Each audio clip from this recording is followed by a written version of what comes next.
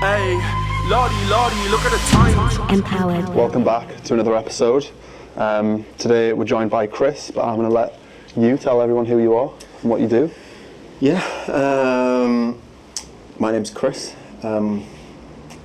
What do I do? It's a question a lot of people ask. It certainly is.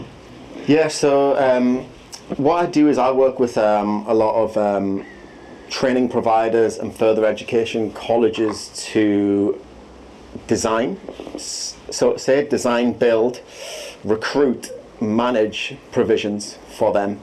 So anything from what they want to build the provision on, get a bit busier, increase their recruitment numbers on, to anything that I think is a good idea, to design it, pitch it to them, and then recruit for that course. But not only just recruit and get the learners in learning, to manage the provision as well. It's a bit of everything for you, really, isn't it? You kind of go into there as a bit of an external business development manager and just any which way grow that provision. Yeah, exactly that, on multiple things, to be fair. Yeah, exactly. I think what might be interesting to talk about is, obviously I know a bit about funded training, obviously you know a lot about funded training, but I don't think a lot of people out there do. So, you know, within the education world, colleges, training providers, which are basically just private colleges, deliver qualifications on behalf of the government for students. So that could be, you know, like student loan stuff or fully funded stuff. But basically, the government pays those colleges to deliver the learning. A lot of people don't know that. I mean, I didn't know anything about education before we got into it. No, not at all. Just well, we kind of started together, back in the day. It was like commercially, people would pay to do a course. Yeah. You would deliver it, and then they would get the certificate, and then we kind of like grew into like the funded side of it, which is, yeah, like you say, not many people know. I didn't know there's so much funding available in various things. There's funding for people to get them into work. There's funded provisions to get communities, in particular postcodes, into work, so to say, or build that community. There's funding for people in work to progress in work. Yeah. There's funding even for professionals, like, you know, I could do a level 7 management course or something. Yeah. That is an integrated degree where I could be a chartered consultant, you know, like over 4 years. Why wouldn't I do that? It's a degree level thing, you know. Yeah. Like a business development manager could do an integrated degree. There's all this is funded. I'll tell you something I didn't know about education before I got into it, especially colleges, training providers, universities and schools. And this might sound, you know, stupid looking back or naive. I didn't know there were businesses. I did not know that those education companies were businesses in themselves. Just like growing up, I didn't know banks were businesses. I thought they were just utilities. I thought education companies and all of those sort of things were just a utility. They're just provided to us by the government, and it's not its own separate entity which people have financial investment in. And I think that's one thing that I've found that's crazy, and I'll get you to explain a little bit about how growing someone's provision works and different pots of funding that they have. But I didn't realise that a lot of these companies, these colleges that I've been to, actually were a business who had potentially investors. Yeah, of course. So if you notice, I didn't say anything about sales, so to say there, because colleges and providers are businesses. However, they are heavily regulated by multiple bodies. But you will find that colleges do feel more, like a good way to say it is like a utility. They do feel more public,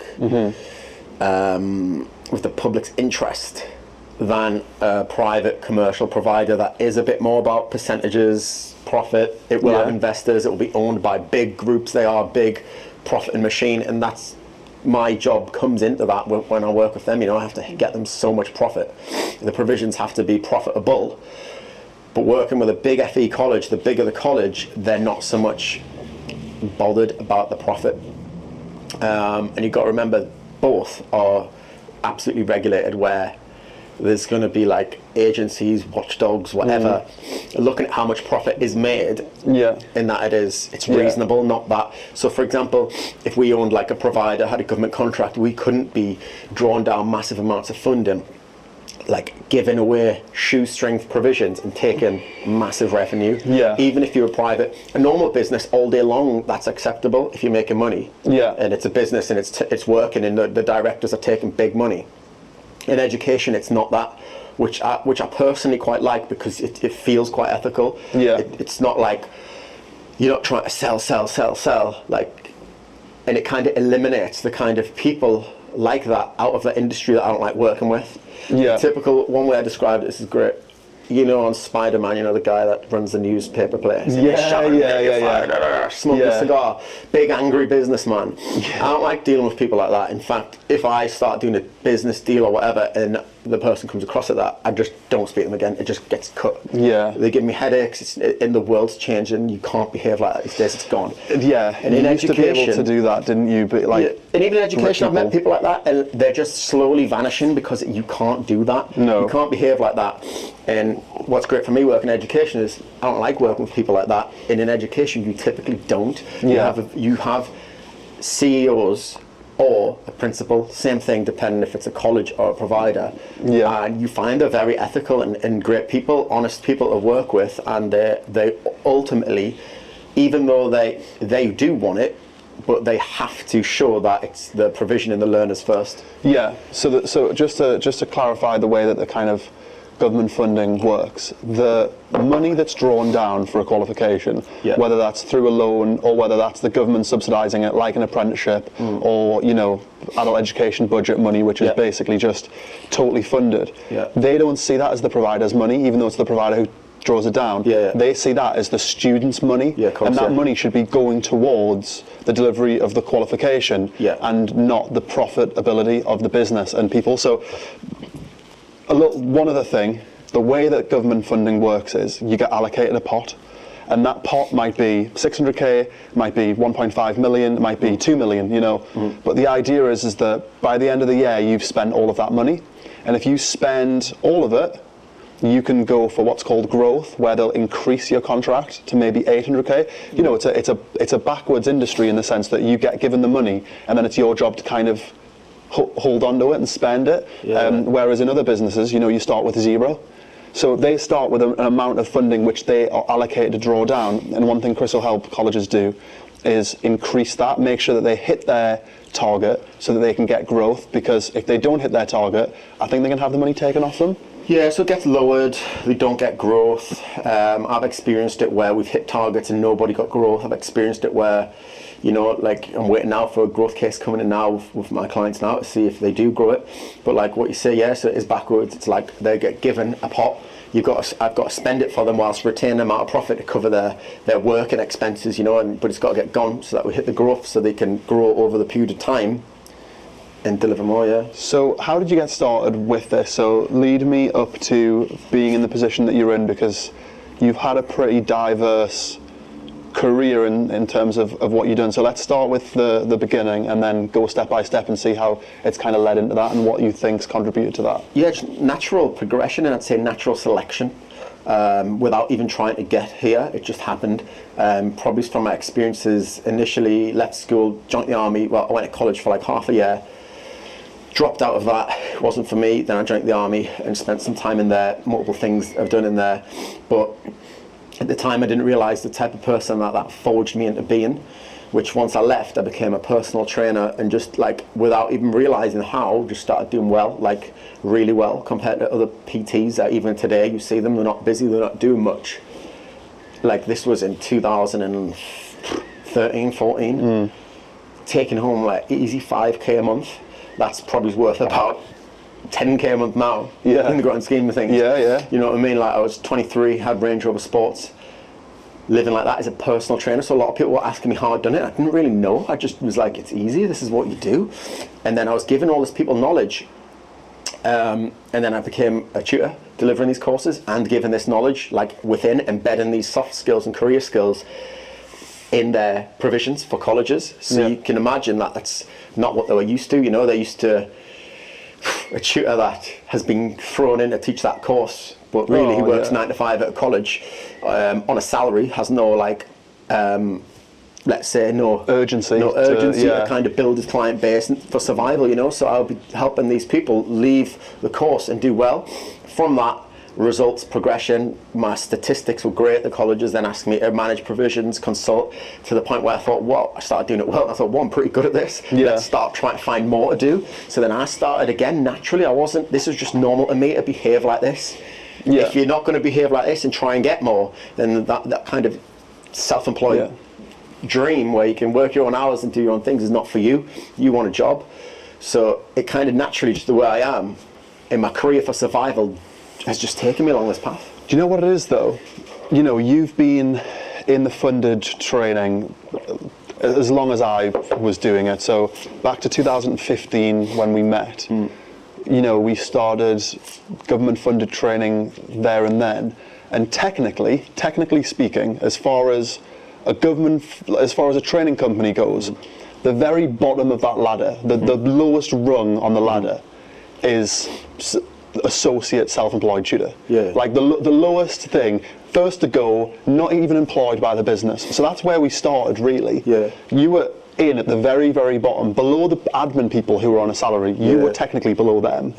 And then, you know, with being in that industry for a short period of time, and then building up to now the point where you will probably likely only speak to senior members of staff, principals and CEOs, and talk to them about high-level strategy stuff. You know, several pay scales above that admin person that you are, you know, several pay scales. They will not be party to any of the conversations as an admin person if they're there for 10 years. We've had conversations with principals, CEOs, MDs, and members of staff who've been on their books for 20 years are not in those meetings, and we were in them within a year or two of being in that industry.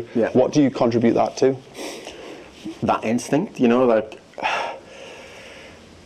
the way you perform tasks, the quality, how hard you work to reach them goals. I worked hard. I've done everything the best I could. Got it, what needed to be done for everyone involved, for the learners to make sure their provision was good, for the college to make sure it worked. Do you know what I mean? For me, so I got paid, and we just do it 100%. And if you do everything 100% like that, you're gonna start just rising faster than the people that have a salary just going in, doing their work, and gone.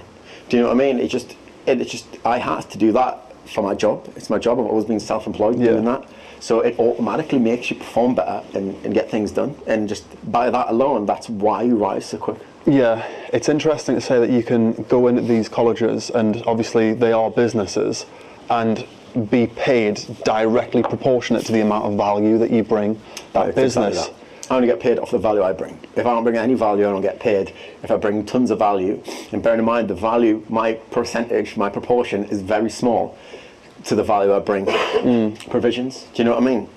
And that's fine, because it works out. It works out across the board that everyone receives great value from my efforts, and I get paid in the proportion of that. So obviously you working, you know, in terms of funding that you're responsible for, I won't, you know, it's a lot. The level of funding that you're responsible, that you have, you know, you were telling me a little bit about them. It's in the millions, you know, of actual funding that you have under management for your provisions. What sort of pressure does that put you under? Yeah, extreme pressure, like to the point where businesses without my provisions would vanish. Do you know what I mean? If my provisions weren't rolling, then businesses would go, and all the employees that work at that business would go. If my provisions don't pass quality visits from various agencies, that provision would vanish, and that business would go and employees would go. So like, even just people that work within that business, the admin people, if I was to run a provision that was executed poorly, or I didn't effectively gain the college money on that, then it's not making profit to keep their members of staff. And as like the cost of living and everything goes up, it gets tighter and tighter and tighter. So the pressure gets tighter and tighter and tighter. Do you know what I mean? So like, let's say a provider is banking on my provisions all year, and for whatever reason I just can't facilitate it, they're gonna have to let people go. Do you know what I mean? Yeah. So that even that itself is massive pressure. Yeah. No, that's it's just interesting knowing that those insights from those education companies and seeing how they work. Staying kind of on the topic of education, I think we can put an education spin on this. Obviously, there's been a rise of people leaving their jobs who don't necessarily have a job lined up to go to for the first time ever. I mean, people would usually have a job if they're going to leave their job, but there's people just leaving jobs because they don't feel like it's a career, or they don't see any career pathway for them. How important of a role do you think education could play on that in the coming years? People leaving jobs and leaving things, I think, is I've done it myself. I left the army with not a thing than an idea to go to, didn't have anything in place, just left. But you need to leave to have that time available to network and discover new things and find out what you like and what you want to do. So yeah, if you haven't, and the reason I left is because I couldn't see a future. Even the future that was there, I didn't want to do. I'd achieved everything I wanted to achieve. I was at a roof. I didn't want to do the other things that I was getting pitched to do. So imagine you're in a job and you don't like the progression routes, or there really isn't progression routes. It does, as soon as you feel that, you start feeling quite stressed and you lose all motivation. And the best thing I think to do is get out of there, as long as you're financially not going to leave your family on the streets. Get out, because you never know who you're going to meet. You're going to meet so many people, you're going to network and have the opportunity to find that dream you want to do. So where education can keep people in jobs, because I've tried to hire people in the past and I cannot find people that want to stay or even want to work. It's crazy. Like, it's impossible to find staff. But it's hard to find staff and hold them to the same sort of level of work. That's the big issue that I think that we've found. Oh, of course. So if you can like not sell someone a position, but sell them like a pathway, a dream where they can get, and apprenticeships are great for that. So for example, let's talk about the consultant industries. I'm a consultant, that's what I am. In any field you can be a consultant. If I was to say to someone, you want to come work with me, it's a 3-year apprenticeship. At the end of it, you're going to be like a level 6 consultant, whatever. I'm going to pay for this throughout for you. I'm going to give you loads of training, shadow me, and then even from that, I'm going to give you your own like clients, your own case, and I'm going to set you on your way. And if you don't want to stay with me after that, guess what? You've got a great CV, great thing, and you can go and work for KPMG or one of the big consultancy groups, But there's a pathway. They've got a vision, the future.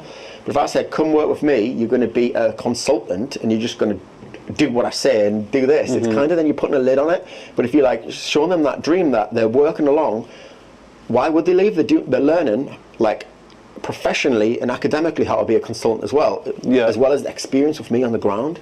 And like, how exciting is that? It's such a good way of learning an industry.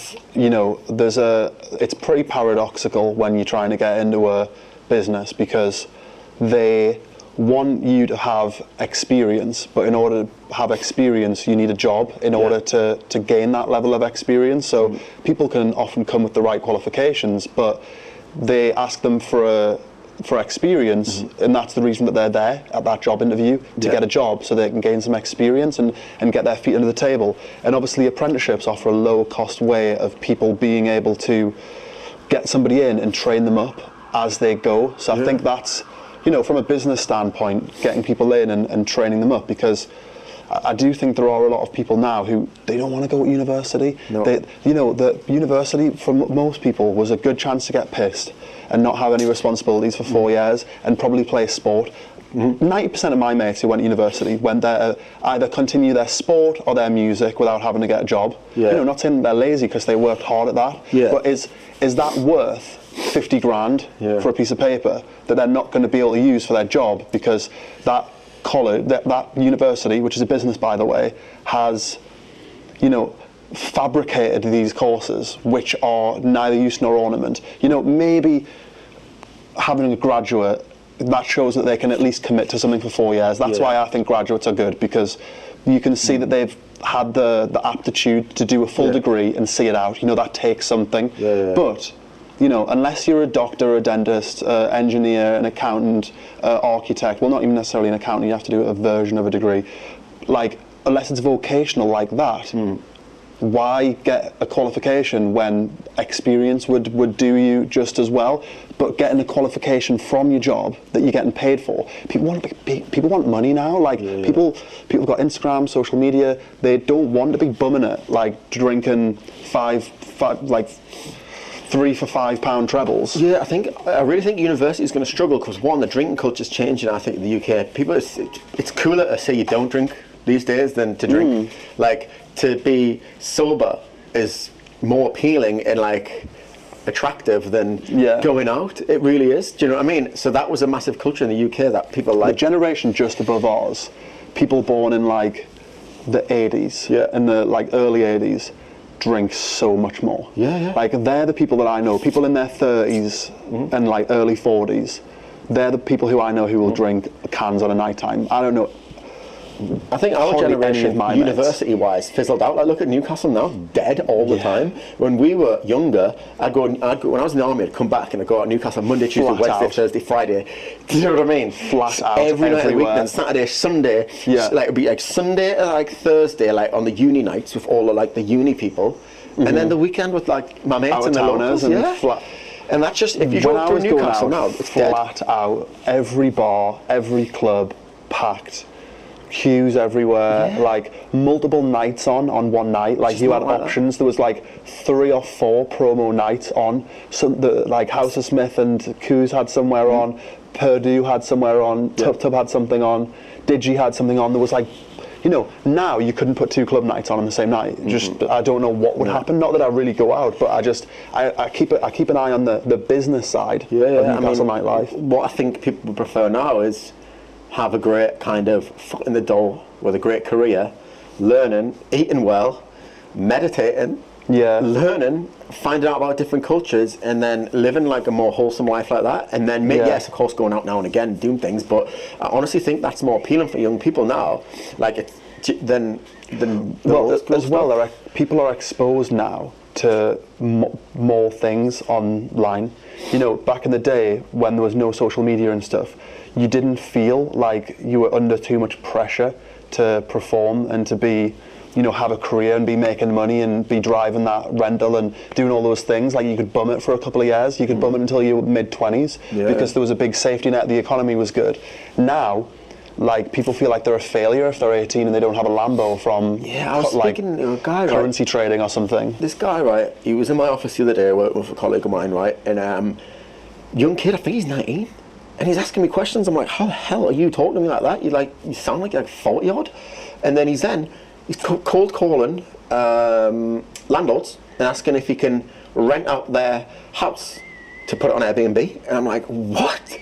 19, sounding like a 40-year-old, asking them, cold calling, like going on like whatever they all are, Zoopla, whatever. All the things might move, and he's cold calling them saying, hi, I'm just interested in taking your property, do you mind if I take it and put it on Airbnb, and just flat out cold calling them, getting them, and he's like, get in, got one, and then he's then organising it to do. His kid's 19, it's not even his job, he's doing it on the side. Mate, people are making a lot of money just using their phone and their initiative. There's a lot of people set up teaching people how to do stuff like that, and I honestly think that, you know, people can sign up. I'll use this as an example. I haven't personally used it, but people are saying that like Andrew Tate's Hustlers University, people are logging onto there and making money from it. Whether they're making money from it or not, you know, some people definitely will be. If I gave 1,000 people advice on a way to go and start a business and start killing it, you know, 30 of those people might actually go out there and start making serious money. You know, that's still only 3%, but it's a lot of people. If I just showed you 30 accounts of people doing extremely well, you would think, holy shit, this guy's hit the jackpot. You don't know that there's 970 accounts of it not working, but you know, there are people out there making money online. You've got things like Hustlers University, like all of these like Grant Cardone's training stuff, you know, relatively cheap subscription models, $50 a month, $30 a month, $100 a month. You know, these are relatively inexpensive things, and people are going on there and saying, yeah, I make 10 grand a month now, I make 20 grand a month now, I'm drop shipping and I'm making X amount. Again, whether you can believe it or whether they're just doing a course, but there are people out there making a lot of money. I know fitness professionals who are making upwards of £10,000 to £20,000 per month, training people online, sat at their computer most of the time when they're not going to the gym, taking pictures on a night time, traveling the world, taking videos, their YouTube channel's popping, they're selling online plans, £100 a month to 100 people. You know, what's a PT course? 3 grand max. Compare that to a undergrad going into a masters, which might take them 4 or 5 years of their life and cost them in excess of 70k. If you're doing that in America, forget 70k, in upwards of $300,000 to do what? To then have the security of going into a 35 grand a year job or a 30 grand a year job. You know, if you have to spend 70k to make 30 grand a year potentially, then that's probably not really that good of an investment, because it's not 30k residual income, it's 30k, but you've got to work 45 hours a week for it. If you can work those 45 hours a week and do a £3,000 course and learn how to market and learn all of these intricacies of business for £1,000 off of £500, and you're making 10 grand a month of not even just skills, transferable skills. If you can, you've seen the RAF adverts or whatever they are, so you can fix a skateboard, then you can fix a bike, and if you can fix a bike, then somehow you can fix an aeroplane or your parents' weddings or your parents' marriage or something. If you can sell PT, you can sell anything. Yeah, 100%. That's what a great thing is about the PT students that I deliver, just teaching them how to sell and talk to people. That's literally it. But back to the topic of the people leaving jobs and whatever, and uni and stuff, putting that together. So everything we spoke about, putting that together, imagine having a job where, let's talk about the content creator kind of apprenticeship. How long is that? 12 month there? 12 months, yeah. So imagine not knowing anything, or you're already in a job, or in fact you're not in a job, whatever situation you're in. Imagine going to work for a business like yours or like mine. Like I would like a content creator, I'd take one on now. Come in, working for me, and doing that whilst learning this skill, right, whilst getting paid by me, to have this skill to, if you wanted to leave me, you could, and you can use it, or you can use it on the side to maybe sell stuff on Facebook, sell your services out as an agency, whatever, whilst you're working, and make all this money from not even paying a penny, because guess what, me as the employer, I pay 5%, and the government pays 95%. You don't have to pay it back, it's just you've been bought that to then leave and do what you want with it, or stay with me and have a career whilst doing stuff on the side with them skills you've learned. Why wouldn't you do that? If you can positively impact the business that you work for, you've always got a job. If you can add more money than you cost the business, you will never be out of work, because you're net positive. And if you can do that and you're not in a sales role, you're actually in a compliance role or a human resources role or anything like that, then you're so much more valuable to your business. If you can be like neutral and make as much money for the business as you cost, but you're doing something that the business needs, like something that it would just or have to pay for, then you're just so valuable to your business. Like there's so many ways of doing well in a business, but they all come from working hard. One other thing, obviously I know how we met, but do you remember? Yeah, I know what to say. Yeah. Do you want to say it? You say it. So me and Alex met, right? This is a big thing that nobody's willing to do in this day and age, I'm telling you, and this is how I got all of my stuff off the ground. People say, how the hell do you know so many people? Chris, everyone I speak to knows you and speak highly of you. Everybody knows you. How? Every time I go meet this person, how do you know so many people? It's because when I started off and had nothing, zero, right? I was never given things. I came from a great family. Everything's me. Everything I done was because I would do things for free. So remember that guy asked us to do a photo shoot. Sorry lads, I can't pay you, I ain't got the budget, but here's some free tops. I thought the exposure that I could promote it, get myself out there, meet new people was better than anything. I obviously paid to drive there. The day, didn't have any clients that day, so it cost me money to do. But from that, I met you. We done some great things, and then you introduced me to some people. I introduced you to some people. I got in with that guy, other people, and the next thing, people were asking me to do this thing for that company, that thing for this company, this, that, and it spiraled. And people were like seeing the work everywhere, and that literally, the return on investment for getting off my arse and doing that for free was massive. Now I guarantee, if I rang somebody now and said, come and do this for me free, no. No. You put yourself in the positions to be successful by being the person that people can count upon, and when they have an opportunity come across their desk, you're the first person they think of. Inbound opportunities are so much better than reaching out to people and trying to outsource opportunities. The opportunities that you have coming inbound to you, you have the opportunity to, negotiate, make it work better for you. You know, they're coming to you with an opportunity, as opposed to you knocking on their door, asking them if they want to do something. And that comes from being the person, like being reliable. And when people ask you to do something, you know, as long as it fits, you're the guy who will get it done.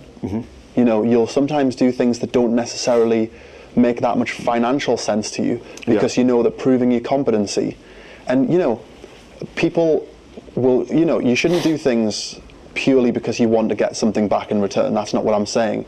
But if you are mindful of the fact that, you know, you might do 10 things for free, 8 of them you've just done something for free, nothing's coming back from it, but that's fine. You shouldn't get angry about that. 2 of those things might bring in 80% of your revenue next year. Like literally could even be more than that. Someone could call you and go, Chris, I've got something mint for you here, mate. Do you want to jump on this? It's X, Y, and Z. And you go, yeah, I know that person, that person, that person, that person. Pull it all together, and you know you can make serious money. Literally, with a big deal, you know, same. And there is a principle, that 80-20 rule. It's a thing.